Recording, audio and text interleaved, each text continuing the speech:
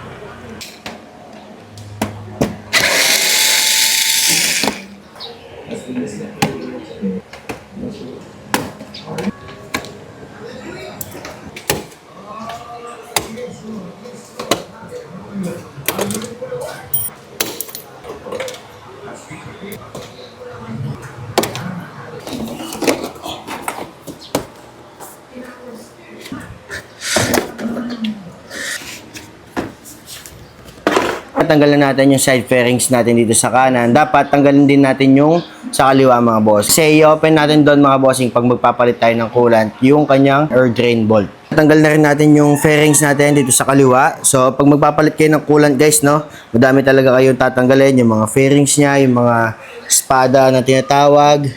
So yun, ito yung open natin mamaya guys. Ito yung air drain bolt niya. Ayan mga bossing, kung nakikita nyo meron yung arrow. Pagka ibubuhos natin yung coolant mamaya doon, dapat lalabas siya dito mga boss. Para wala talaga siyang hangin mga boss at makadating sa makina yung coolant na ilalagay natin. Ang una natin gagawin guys, i-drain natin to at tatanggalin natin yung kanyang lagayan ng reserve para malinisan na din natin siya guys. Meron siyang 10mm na tornilyo dito mga boss. Kailangan natin tanggalin yan.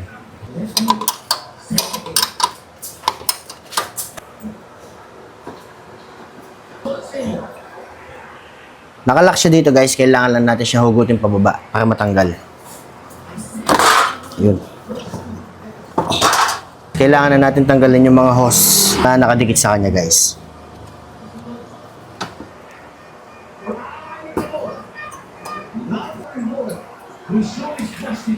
Yan mga boss, tanggal na natin.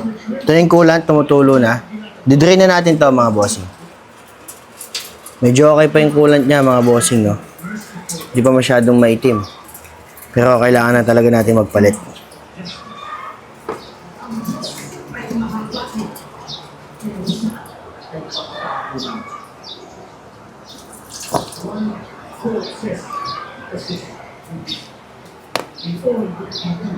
Gagawin natin dito guys, kailangan lang natin siyang punasan or hugasan para pag binalik natin, malinis mga boss.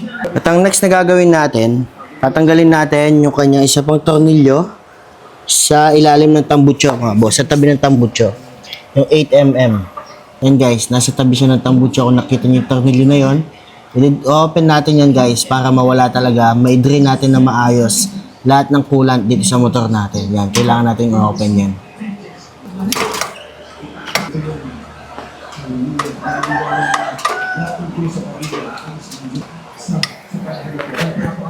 Ayan guys, ito yung tornilyo sa tabi ng tambutso natin. Ngayon naman, tsaka na natin i-open yung kanyang air drain bolt para lahat ng mga excess na natitirang coolant sa loob ng makina guys, malaglag dun sa tinanggal nating tornilyo kanina para magkaroon siya ng hangin. Ayan guys, nakita niyo tumulo. Daming tumulo guys.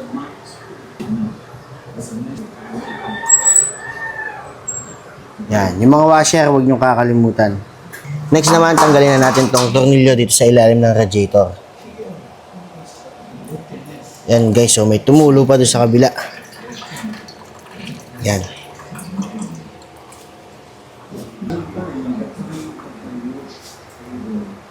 Tumutulo din yung sa ilalim ng ano guys. Sa ilalim ng makina natin. Tanggalin na natin yung takip ng radiator.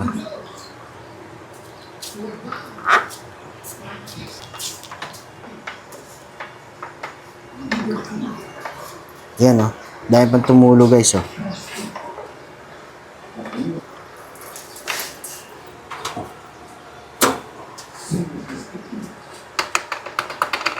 Try na din natin tanggalin tong hose niya. Yan o, dahil pang tumulo. Ayan guys, no, yung mga tinanggal natin, nalinisan na din natin yan, mga tornilyo, mga takip, tapos etong lagay niya ng coolant, mga bossing. Kung sa tingin nyo, naubos na yung coolant sa radiator natin at sa makina, pwede na nating linisin yan at pwede na tayong magbalik ng mga tinanggal natin para maisali na natin mga boss yung ating bagong coolant. Daming coolant eh.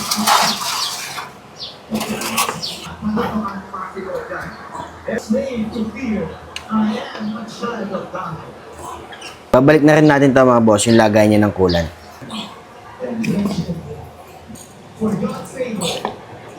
So pag ibabalik nyo itong mga boss, siguraduhin nyo lang na maayos yung pagkakalagay ng mga hose natin para hindi matapon yung ating coolant. Balik na rin natin yung kanyang 10mm na bolt.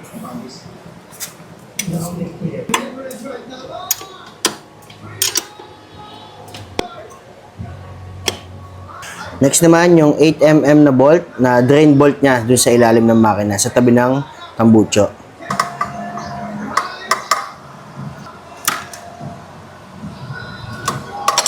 Next naman, etong sa ilalim ng radiator.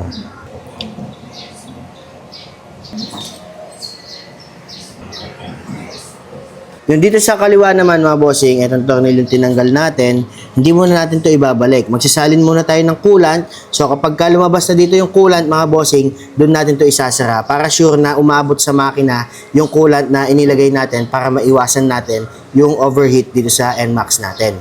Itong coolant na gagamitin natin mga bossing, genuine talaga to ng Yamaha. So meron siyang anti-freeze, anti-rust mga boss. At ready to use na to mga bossing.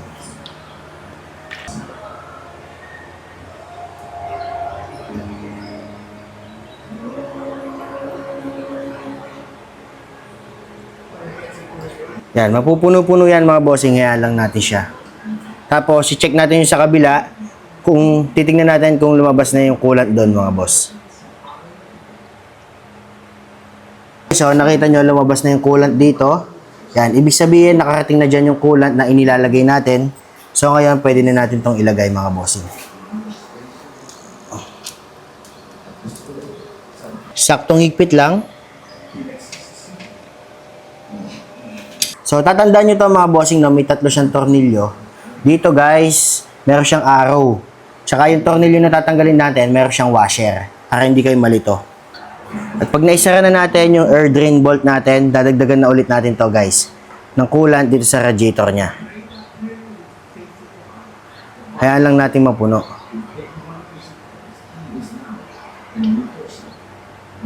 Yan, kapag napuno na yan mga bossing, okay na yan.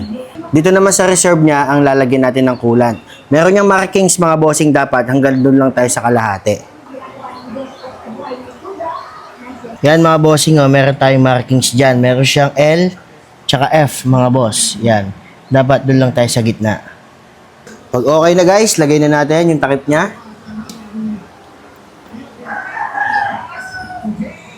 Lagay na rin natin yung radiator cap. Pag ilalagay nyo yung takip niya guys, panigurado nandito yung coolant niyan. So, ready kayong basahan para may pangsalo kayo mga boss sa mga matatapon.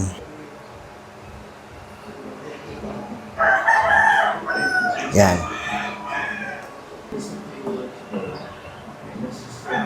Yun, okay na mga boss. All goods na. Bago natin ilagay mga fairings na mga pinagtatanggal natin, check muna natin mga bossing, lahat ng tinanggal natin kung naibalik natin na maayos. So, syempre guys, itong takip, yung mga hose sa baba. Sino ba? Yan, okay mga bossing. Yung level ng coolant. Tapos, dito sa baba, bagay matatapon naman yan guys pag hindi natin naibalik. Pero mas maganda na yung sure. Yan. Tapos, radiator cap. Dito sa kabila naman mga bossing, Yung tornilyo dito, ayan, di pa natin napunasan. Yan, all goods mga bossing. So ngayon naman, start na natin guys. Paandarin natin ng at least 5 minutes para makita natin kung mag-overheat o kung ano bang mangyayari dito sa motor natin mga boss. Let's go.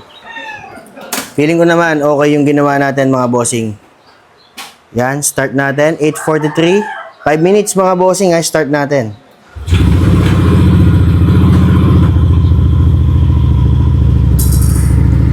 Yan, mukhang okay naman siya mga boss. First time ko din magpalit ng coolant guys ha. Ngayon lang din ako nakapagpalit ng coolant dito sa motor ko. So kung gusto nyo mag-DIY mga bossing no, ito lang sasabihin ko sa inyo, marami kayong tatanggalin na tornilyo dahil sa mga fairings niya. Pero pagdating sa pagpapalit ng coolant, wala namang mahirap mga bossing, basic na basic lang. Pwede nyo i-save tong video na to para masundan nyo step by step yung dapat natin gawin. Yung iba, fina-flashing nila ng tubig, ng distilled water. Medyo madumi na yung motor natin guys, oh. Dahil itong motor na to, all stock. Nabili ko siya ng 2022, 2026 na ngayon, mag 4 years na siya sa February. So yan guys, itong fairings na to, hindi pa ito natatanggal. Ang natatanggal ko lang na fairings dyan, yung dito sa gilid, magkabila. Pero ito, hindi ko pa rin natanggal to.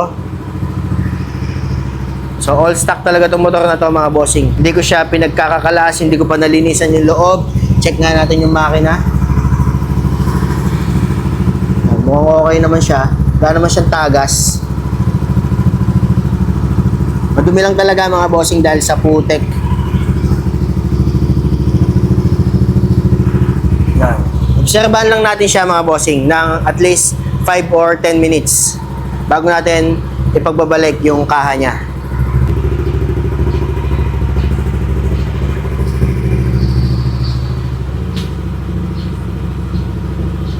So ayan guys, 6 minutes na siyang umaandar. So far so good naman. Di naman tumaas hanggang high yung temperature niya. Sakto lang siya sa mid mga boss. So ayan guys, babalik ko muna yung mga fairings na pinagtatanggal ko dito sa NMAX V2. Na ilagay ko na yung mga fairings na pinagtatanggal natin. All goods na mga boss, nakapag-change coolant na tayo. Ulitin ko guys, ito yung coolant na gamit ko galing mismo sa Yamaha.